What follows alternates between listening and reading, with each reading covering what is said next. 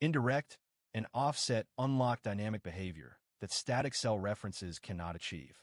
They are the foundation of flexible, scalable spreadsheets.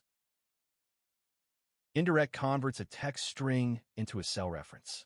This lets you build references dynamically using concatenation. Change a sheet name in one cell, and all formulas pointing to that sheet update automatically. Offset returns a reference shifted from a starting point by specified rows and columns.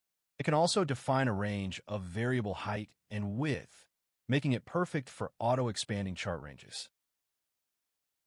Combine indirect with data validation for cross-sheet lookups.